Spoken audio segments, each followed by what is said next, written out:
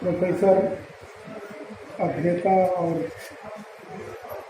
समीक्षक, हर तरह से हिंदी की प्रतिभा से संपन्न आज के कार्यक्रम के अध्यक्ष आदरणीय सदानंद जी, आदरणीय मिश्रा जी निदेशक,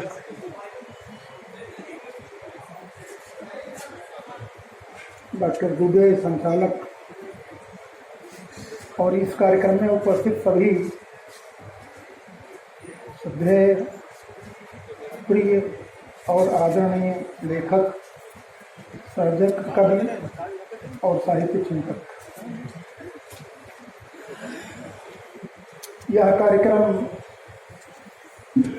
कई दृष्टि से हमारे आपके लिए प्रेरक है। दुनिया की सभी भाषाएं, उनकी अपनी एक संस्कृति होती है। भाषा जितनी दूर तक जाती है, वहाँ अपने साथ संस्कृति भी ले जाती है। कई बार पूर्वोत्तर में, अपने देश के पूर्वोत्तर में हिंदी के कारण कुछ लोगों को मारा पीटा गया था। हम लोग दिल्ली में एक मित्र के यहाँ इसी विषय पर गपशप कर रहे थे। मैंने कहा कि जहाँ उपद्रव है वहाँ हिंदी पहुँचा दीजिए तो सब ठीक हो जाएगा। तो उन्होंने कहा उपद्रव का संबंध तो कानून से, पुलिस से होता है। हमने कहा कानून से, पुलिस से उपद्रव का संबंध अल्पकालिक होता है, लेकिन उन क्षेत्रों में जब तुलसीदास हिंदी पहुंचेगी तो तुलसीदास पहुंचेंगे, और तुलसीदास पहुंचेंगे तो विनम्रता, शील, सदाचार, राष्ट्र जीवन के मूलभूत उद्देश्य पहुंचेंगे। और जब तुलसीदास पहुंचेंगे तो युद्ध प्रियता की जगह पर मर्यादा और स्वाधीनता का विकास होगा। तो केवल तुलसीदास के पहुंचने से इतनी समस्याओं का समाधान संभव है। इसका सीधा अर्थ ये हुआ कि भारत में अंग्रेजी आई, अंग्रेजी के साथ वहाँ के संस्कार आए, वहाँ के संस्कारों के साथ हमारे रहन सहन में, जीवन पद्धति में, हालचाल में, प्रीति प्यार में, अभिव्यक्ति में अंतर आया। अभी प्रोफेसर सदानंद जी आपका ध्यान आकर्षित कर रहे थे कि अंग्रेजी के शब्दों का प्रयोग बहुत होता है और एक हीन ग्रंथि हमारे आपके भीतर है। यह हीन ग्रंथि जो आज के श्रोता हैं उनमें तो प्रायः कम है, लेकिन मैं अपने इसी तरह के कार्यक्रमों के दौरान, जैसे आज मैं आपके सामने संवाद कर रहा हूँ, तो बड़ी बड़ी सभाओं में जहाँ प्रबुद्ध जन इकट्ठा हैं, ये मैं मजाक में सबको चुटकुला सुनाता हूँ। जहाँ प्रबुद्ध जन इकट्ठा है वहाँ मैं ये कहता हूँ अपने तमाम उदाहरण देने के बाद कि अब मैं मिस्टर फैंटिस की किताब से दो बातें कहूँगा। तो जैसे ही मैं मिस्टर फैंटिस कहता हूँ तो सबका ध्यान हमारी ओर खिंच जाता है कि अच्छा, दीक्षित जी केवल भारतीय साहित्य के ही ज्ञाता नहीं है, अंग्रेजी के भी ज्ञाता है और फैंटिस की किताब पढ़ें। तो जब सब अवाक हो जाते हैं तो मैं बताता हूँ कि फैंटिस कोई विद्वान नहीं है। हमारे ऊपर पंखा लगा है, उसको हमने फैन किया और डॉक्टर लगा दिया अपने पास से ताकि आपके दिमाग पर असर पड़े कि नहीं, जिसका मैं उदाहरण दे रहा हूँ वो डॉक्टर है। तो अगर अंग्रेजी में कोई नाम लेकर हम उदाहरण दें कि हमने शेक्सपियर को पढ़ा है, हमने पीट्स को पढ़ा है, हमने शैली को पढ़ा है, हमने बहुत पढ़ा, तो लोगों को लगता है अच्छा शेक्सपियर को पढ़ेंगे। और अगर मैं ये कहूँ कि हमने ब्रह्मसूत्र पढ़ा है, हमने ईसावास्य पढ़ा है, हमने बृहदारण्यक पढ़ा है, हमने तुलसी पढ़ा है, हमने कबीर पढ़ा है, हमने सूत पढ़ा है, हमने भारतेंदु पढ़ा है, तो लोगों को लगता है कोई नई बात तो है नहीं, ये तो सब साधारण सी बातें हैं, इनको पढ़ा है। हमने रामचंद्र शुक्ल को पढ़ा, हजारी प्रसाद द्विवेदी को पढ़ा, विद्यानिवास मिश्रा को पढ़ा, तो लोगों को लगता है कि ये तो बड़ी छोटी बात है। अंग्रेजी में कुछ पढ़े होते, अंग्रेजी के किसी बड़े आदमी का नाम लेते, चाहे वो आदमी वास्तव में हो या ना हो। तो इस तरह हमारी सोच और मानसिकता में अंग्रेजी घर कर रही है। और मैं बार बार कहता हूँ कि अंग्रेजी का घर कर जाना यह सांस्कृतिक दृष्टि से उचित नहीं है। भाषा की दृष्टि से ठीक है, मैंने स्वयं अंग्रेजी को ठीक से पढ़ा है, मैंने स्वयं हिंदी को ठीक से पढ़ा है, लेकिन हिंदी का उद्धरण छोटा और अंग्रेजी का बड़ा महान, यह वृत्ति जब आ जाती है तो पूरी संस्कृति बदल जाती है। और बदली इस तरह कि हमारे यहाँ के घरों में बच्चे, हमारे यहाँ के घरों में शिक्षित माताएं बहनें यदि किसी न किसी रूप में अंग्रेजी बोलती हैं, और एक ही दिनों विज्ञापन आता है सिलबट्टा की अंग्रेजी क्या है, टेलीविजन पर बहुत पता है कि वो अमेजान वाले अंग्रेजी ही जानते हैं, हिंदी नहीं जानते। अब मेरा ये सौभाग्य है कि मैं हिंदी संस्थान में बोल रहा हूँ, और यह दुर्भाग्य भी है कि अभी हमको सदानंद जी ने यही बताया था कि हिंदी में कितने लड़के फेल हो गए, 8.5 लाख अपने घर में, अपनी भाषा में, अपनी मातृभाषा में, जिसमें भारत हिंदी में हंसता है, हिंदी में दुखी होता है, हिंदी में व्यक्त होता है, हिंदी में अभिव्यक्त होता है, हिंदी में शोक व्यक्त करता है, हिंदी में उल्लास व्यक्त करता है भारत, हिंदी में हर्ष और विषाद व्यक्त करता है भारत।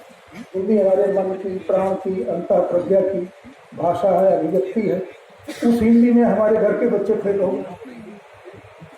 हिंदी केवल सब्जेक्ट नहीं है, फिजिक्स, केमिस्ट्री, इकोनॉमिक्स की तरह है, दर्शन शास्त्र की तरह है। हिंदी को साधारण सब्जेक्ट नहीं माना जा सकता। हिंदी तो हमारे अर्पण की, तर्पण की, प्रीति की, प्यार की भाषा है, हमारी रहन सहन शैली की। और उस भाषा में हमारे परिवार का बच्चा फेल हो गया तो क्या हम उस बच्चे को केवल दोष देकर शांत हो सकते हैं? हमारे घर का बच्चा है और हिंदी में फेल कर गया है, अर्थात वो भारतीय संस्कृति की दिशा में नहीं जा रहा।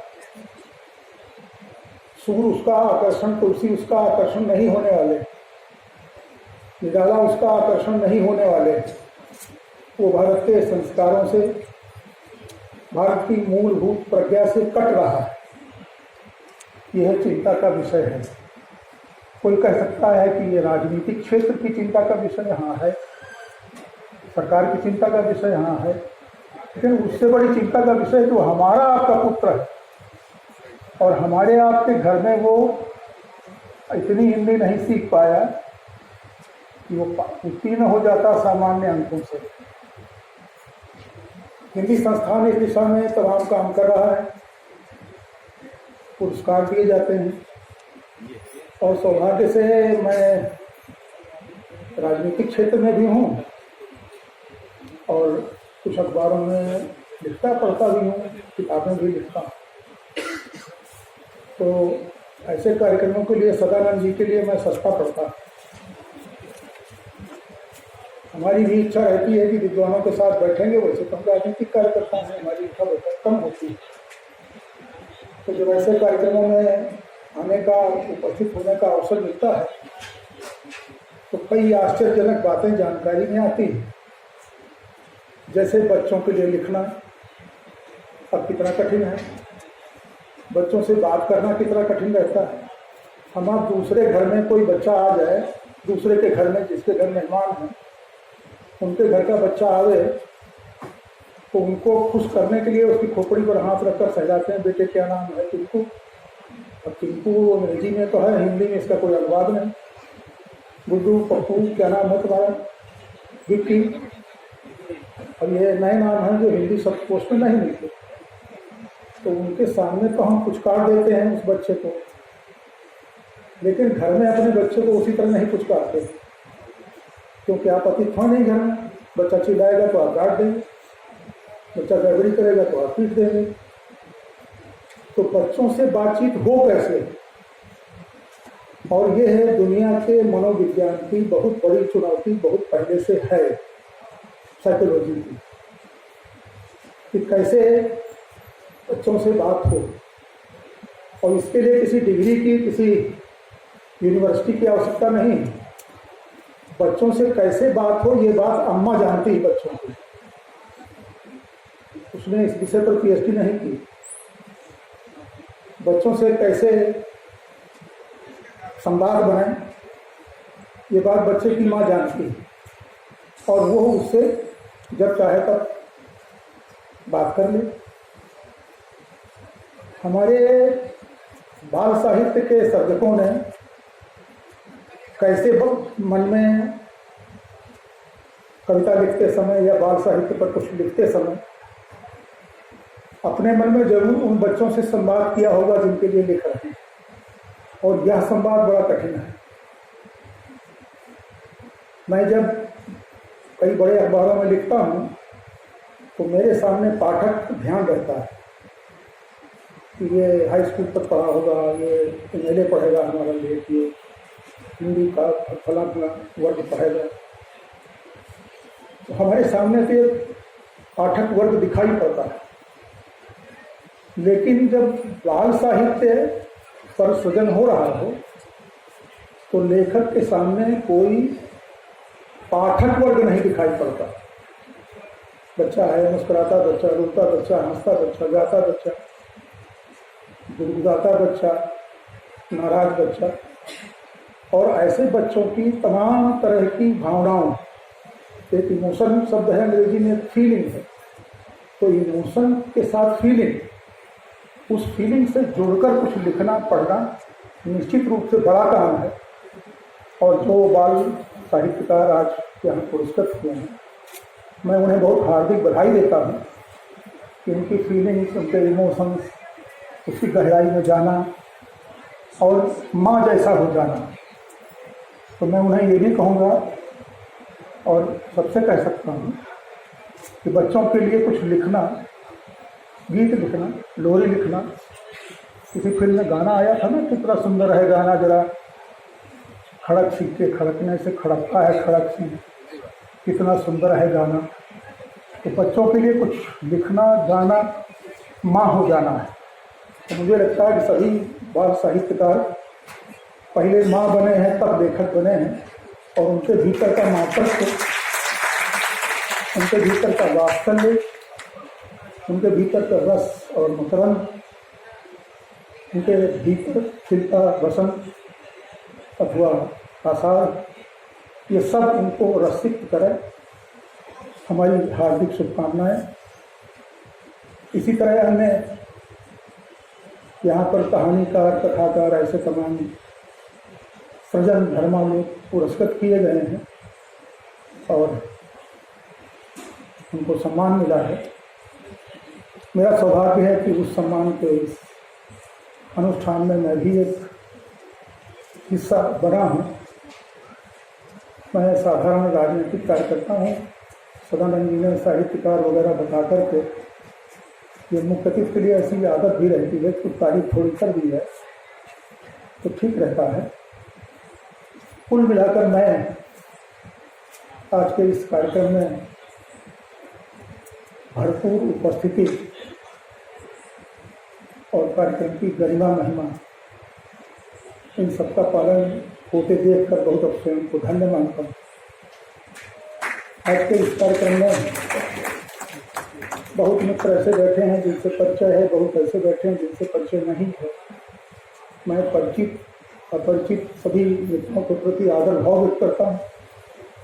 जो बच्चे उत्तर प्रदेश बोर्ड की परीक्षा में प्रथम आए हैं, द्वितीय आए हैं, उन्होंने बहुत प्रेरित किया है। अगर ये सब बातें किसी न किसी रूप में दूर तक पहुँचेंगी तो हिंदी का भला होगा, और हिंदी का भला माने भारत का भला, और भारत का भला माने विश्व मानवता का भला। क्योंकि विश्व मानवता जिस तनाव से गुजर रही है उसका उपचार केवल भारत। मैं सबके प्रति नमन करता हूँ, सादर प्रणाम।